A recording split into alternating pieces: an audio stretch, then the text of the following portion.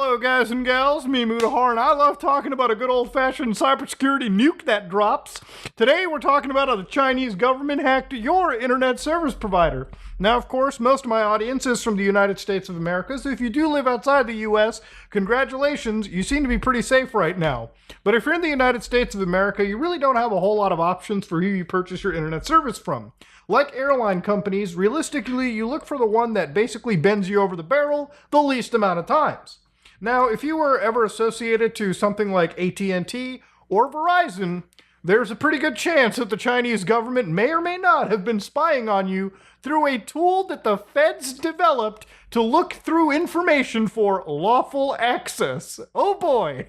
So obviously, one of the things we want to start off with obviously this group that we're looking at is one that is identified as Salt Typhoon.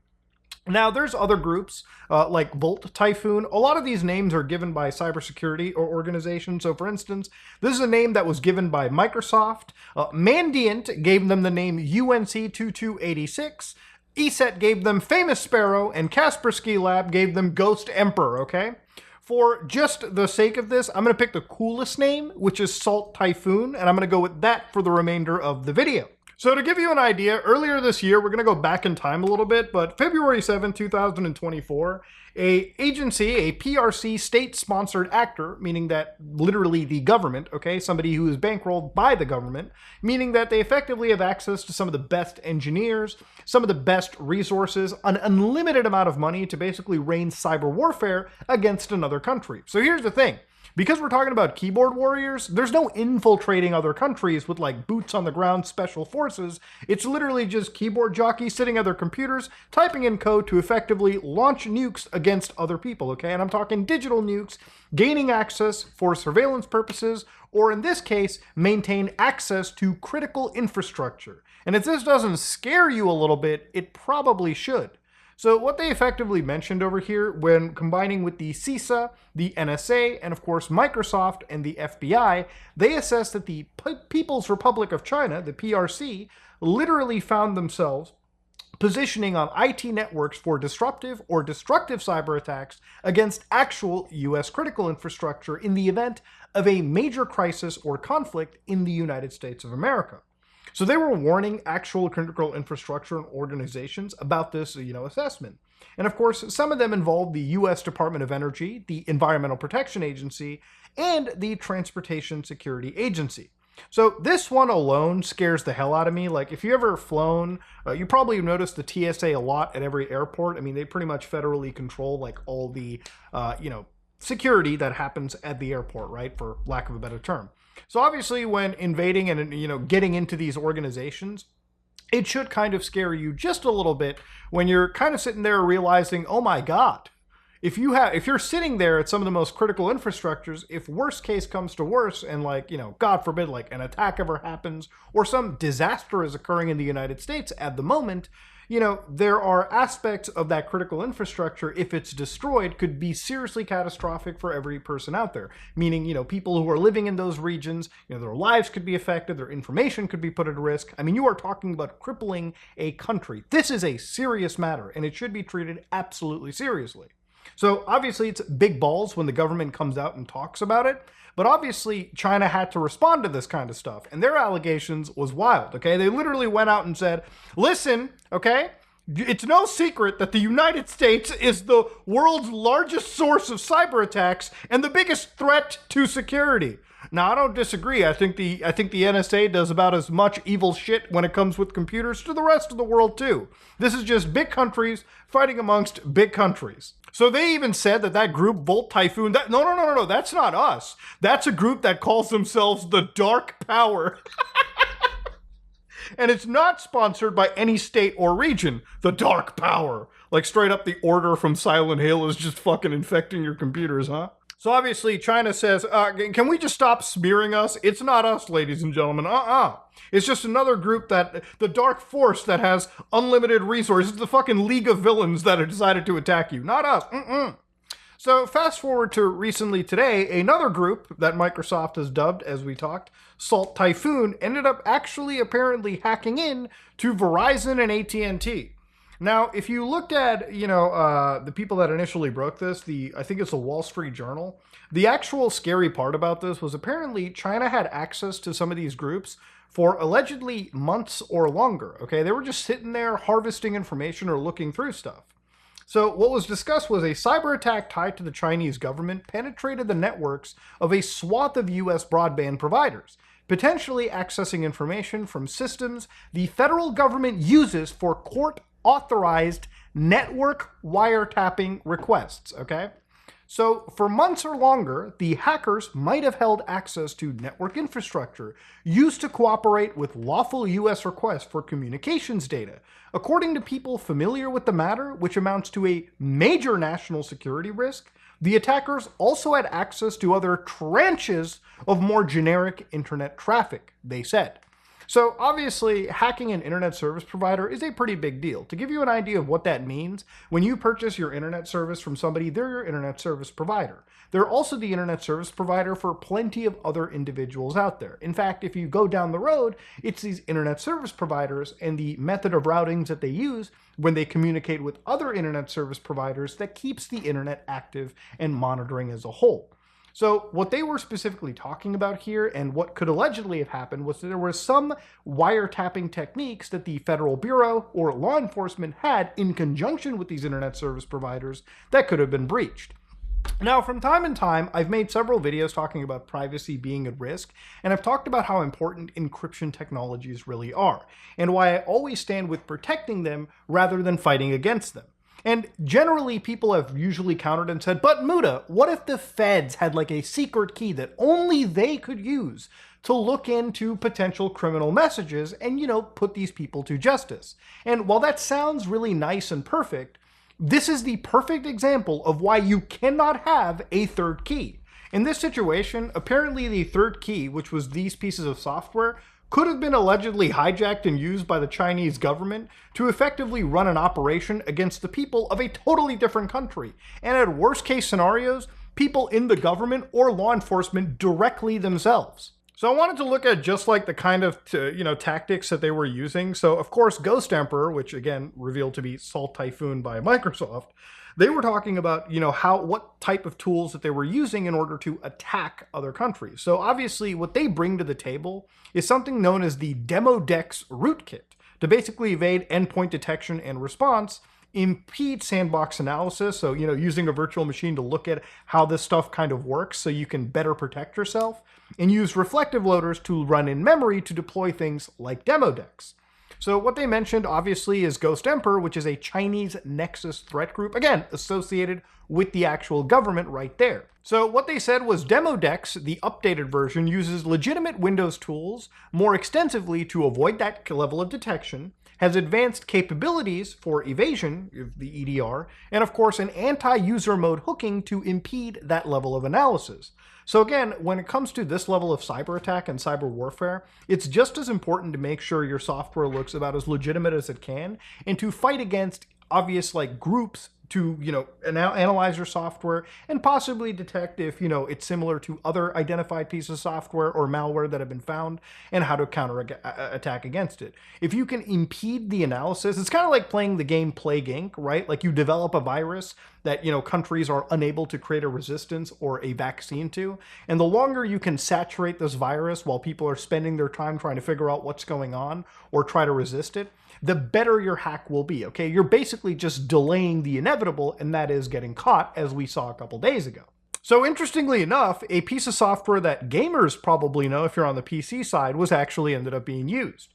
So the core implant, which was used to manage CE2 servers and install Demodex rootkit, had to bypass driver signature enforcement. To bypass this, Cheat Engine, which was a tool that was used to manipulate memory and basically bypass a lot of microtransaction bullshit in single-player games, was effectively being used in order to assist hiding the software. So it's interesting looking at how a lot of these guys' intricate state-level kernel hacking software is also intermixed with a lot of this open source stuff we pretty much use on a daily basis.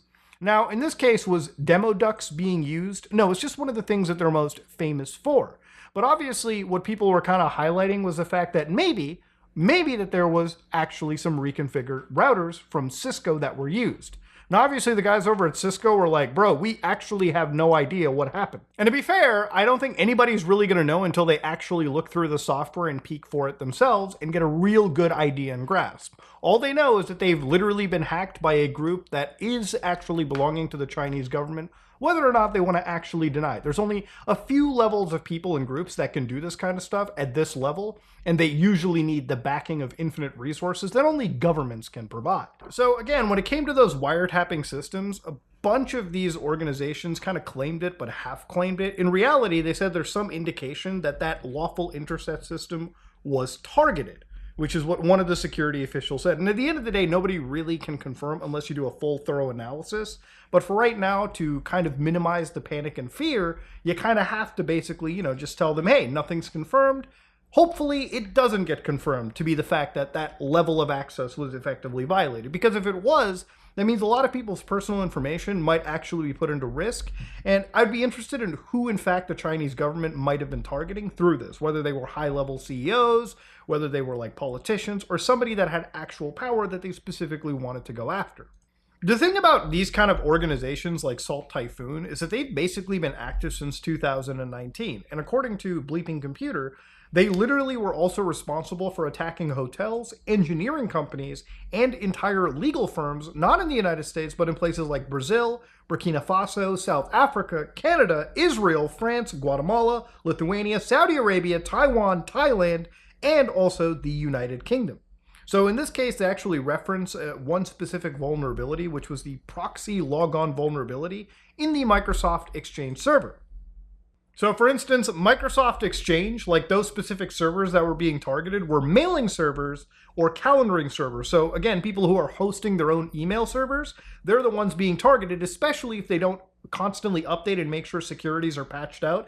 That's what these hackers are looking for. They have vulnerabilities. They scan the entire internet for, again, any of those servers operating. If they can find out that they're running a vulnerable version of that server, they're going to launch all the malware they have against it and gain access so they can harvest information and use it for nefarious purposes. So look, at the end of all this, I actually am glad that the Chinese government was caught hacking the United States internet service providers. And that's where the silver lining for all this comes out to.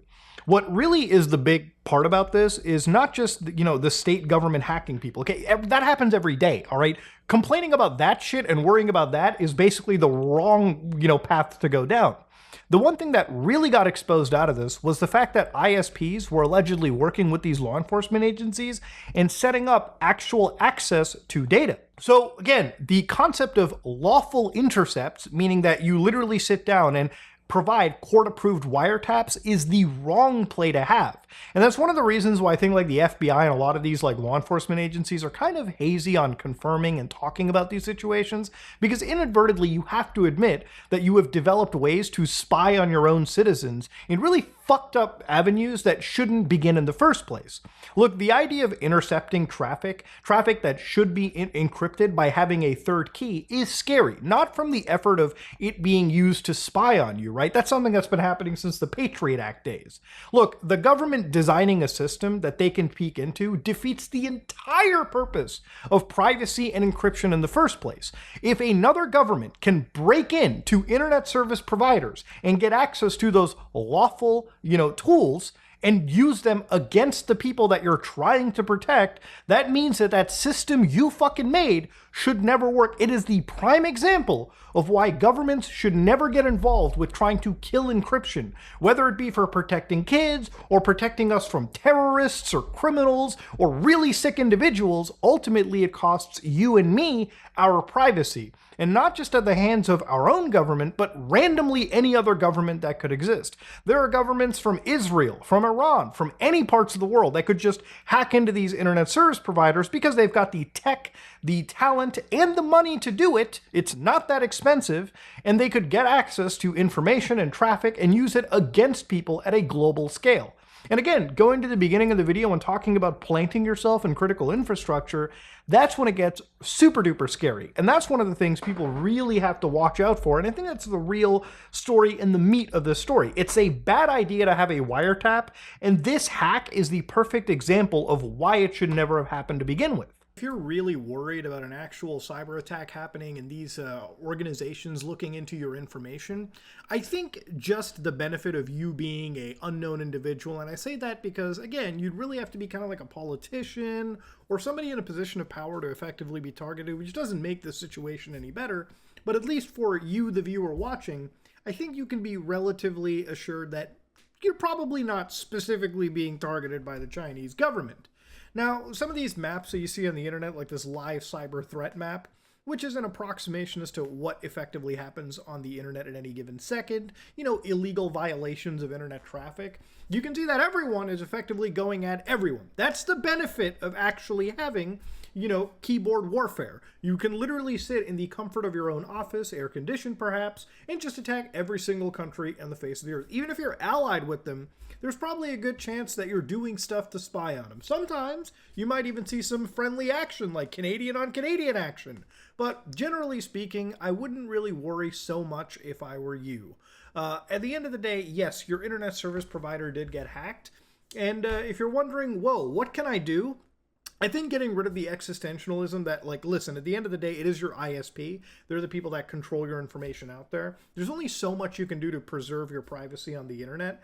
But generally speaking, I think the real meat and potatoes of this is the wake up that, yes, the government surveillance system is pretty active. At any moment, these tools that are used to spy and, I guess, quote unquote, protect you can in fact be given up to these people.